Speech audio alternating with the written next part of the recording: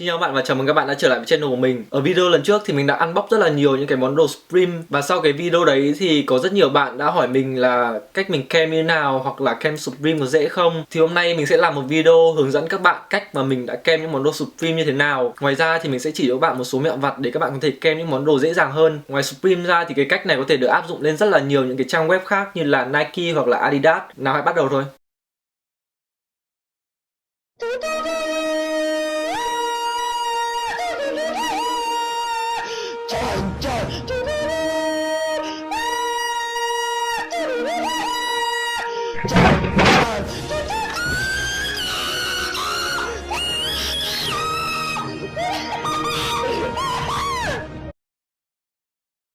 Trước tiên ở trên màn hình của các bạn đó chính là màn hình nền của mình.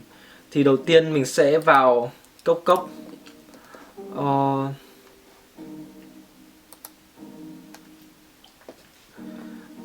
Ok. Đây chính là giao diện của cốc. Đầu tiên thì mình dùng cái ứng dụng ở trên cốc hoặc là Google Chrome, thì mình sẽ vào phần ứng dụng, vào Web Store. Ở cái phần ứng dụng thì mình sẽ gõ chữ Autofill vào đấy. Như đã hiện ra thì đây chính là cái ứng dụng mà mình đã dùng. Ở đây chính là cái phần mềm mà mình đã dùng. Nếu các bạn chưa dùng cái ứng dụng này bao giờ thì nó sẽ có chữ Add to Chrome như là cái ứng dụng ở dưới. Thì các bạn sẽ ấn vào Add to Chrome và nó sẽ hiện ra như bình thường thôi. Nó sẽ ghi là Add to Chrome. Sau đó mình sẽ vào trang của Supreme là supremenewyork.com. Đây chính là giao diện của Supreme. Ở đây thì có New, có những cái review, có những lookbook, có Shop và mình sẽ ấn vào Shop. Đây là giao diện của Shop Supreme. Tiếp theo các bạn sẽ ấn vào View All ở góc màn hình. Thì đây chính là cái giao diện mà khi các bạn mua đồ của Supreme. Hầu như các món đồ đã bị sold out rồi.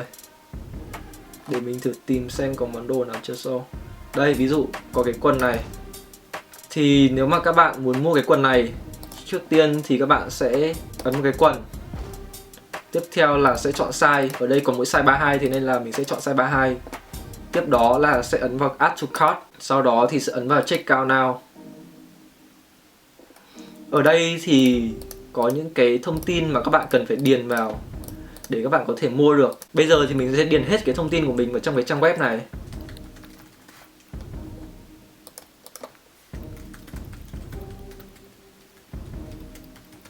Các bạn nhớ là phải điền hết nha.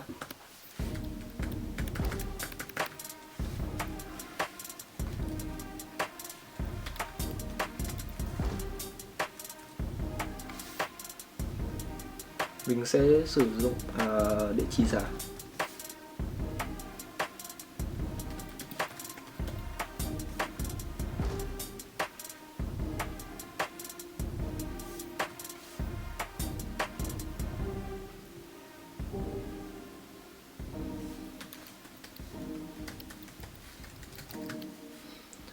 Các bạn phải điền thông tin thẻ của các bạn vào. Cái CVV này chính là những cái số, có cái 3 cái số ở đằng sau. Các bạn có thể search Google để biết được là cái số đấy là gì. Vì mình đã sử dụng cái phần mềm Autofill rồi thì bây giờ mình sẽ kích chuột phải. Và các bạn đi xuống sẽ nhìn thấy cái phần Autofill ở đây. Và sau đó thì sẽ ấn vào Add Rule to this page.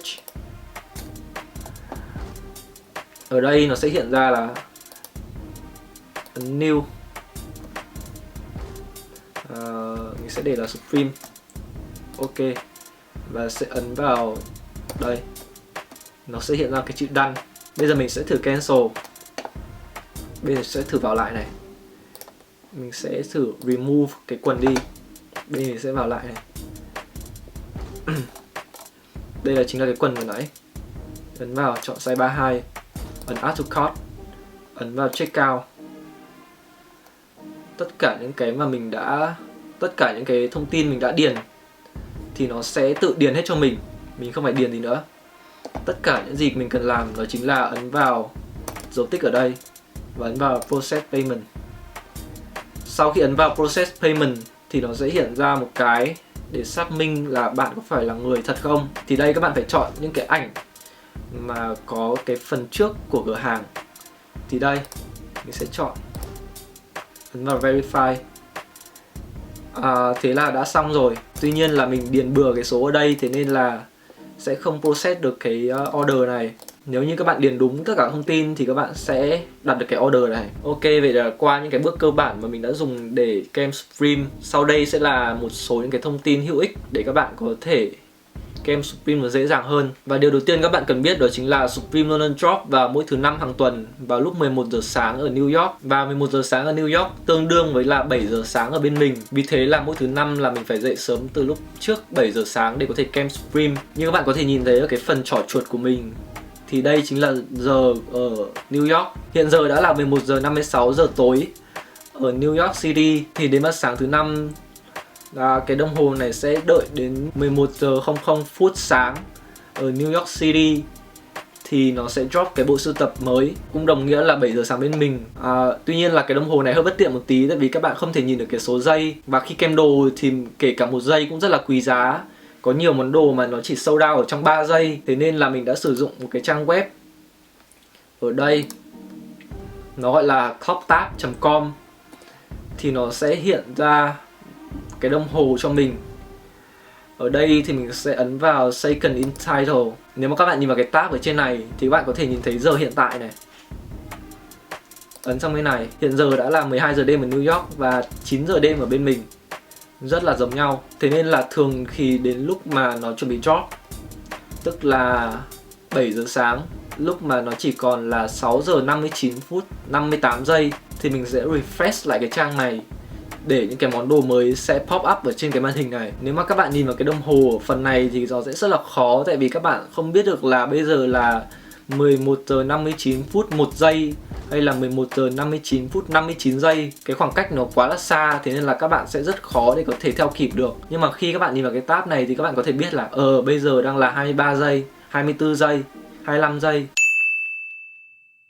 Đấy, thì các bạn sẽ dễ dàng hơn để các bạn có thể theo dõi được cái thời gian. Thì đó là hai cái mẹo vặt mà mình đã sử dụng để kem Supreme. Một khi mà các bạn đã làm quen, các bạn có thể sử dụng thuần thục rồi, thì các thao tác của bạn sẽ rất là nhanh, các bạn có thể kem được dễ dàng hơn. Tiếp theo thì sẽ là một website mà mình rất là hay kem, đó chính là Nike. Và bây giờ thì mình sẽ vào Nike-launch.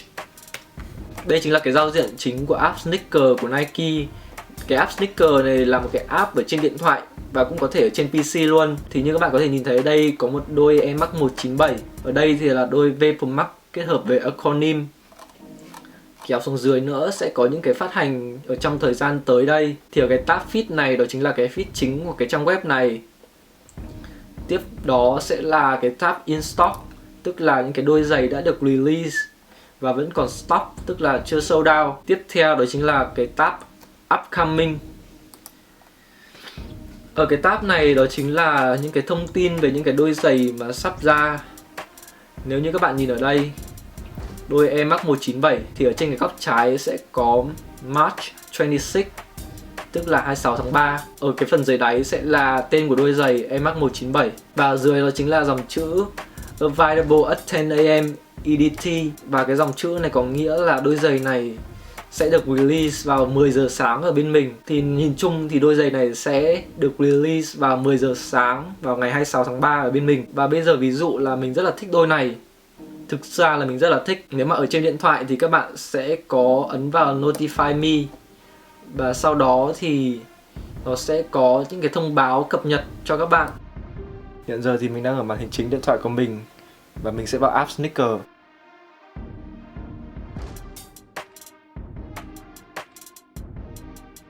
Sau đó các bạn vào Upcoming, tìm đến một đôi giày mà các bạn muốn bật thông báo. Ví dụ đôi Air Max 97 này đi. Mình sẽ ấn vào Notify Me. Sau khi ấn vào thì sẽ có dấu tích ở đây, tức là các bạn đã nhận thông báo rồi. Tiếp đó thì mình hãy ấn vào hình trái tim ở đây. Cái đó thì tùy các bạn có thể ấn hoặc không. Thế là các bạn đã xong cách để nhận thông báo những cái đôi giày các bạn muốn cóp. Mình thấy cái thông báo này rất là hữu ích, tại vì nhiều khi mình check cái thời gian release của đôi giày này tầm 1 tuần trước, và sau đó thì có thể vì quá bận bịu thế nên là mình đã quên đi cái thời gian release của đôi giày. Vì thế nhiều khi mà mình đã bỏ lỡ những cái cơ hội để cóp những cái đôi giày này.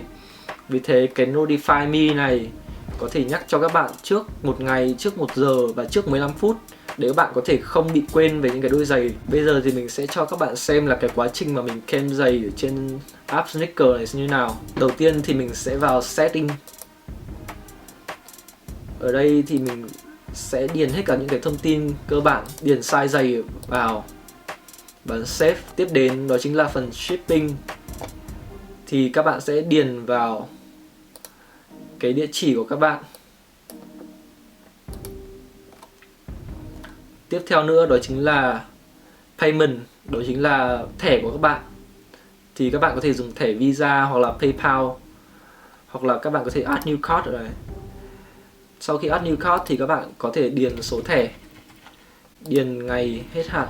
Sau khi các bạn đã điền hết những cái thông tin của các bạn rồi thì mình sẽ thử kem một đôi giày cho các bạn xem cái quá trình nó sẽ như thế nào.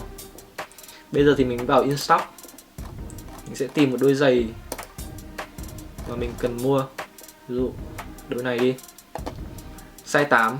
Nó đã tự chọn sẵn cho mình size tại vì mình đã xếp cái size của mình rồi. Ở đây là giá tiền của đôi giày. Ấn vào buy. Tất cả đã tự điền hết cho mình. Và tất cả những gì mình cần làm đó chính là ấn submit order. Và tương tự thì app này không có thời gian, thế nên là mình sẽ sử dụng mẹo vừa nãy mình đã chỉ các bạn, đó chính là clock tab. Ở đây thì các bạn có thể nhìn thấy thời gian. Về cái thời gian có thể rõ ràng ở đây thì các bạn có thể kiểm soát được thời gian dễ dàng hơn. Ok, vậy thì với những cái mẹo vặt và những cái quá trình mà mình đã chỉ cho các bạn ban nãy thì mình mong là cái quá trình đi cam đồ của các bạn sẽ dễ dàng hơn rất nhiều. Với những mẹo vặt mình vừa kể thì ngoài Supreme với cả Nike ra thì các bạn có thể áp dụng với hầu hết những cái trang web khác. Nếu bạn thấy video này bổ ích thì đừng quên like, share và subscribe channel của mình. Cũng đừng quên follow mình ở trên Instagram tại vì mình sẽ post những tấm ảnh outfit của mình và livestream hàng tuần ở trên đó. Tạm biệt và hẹn gặp lại.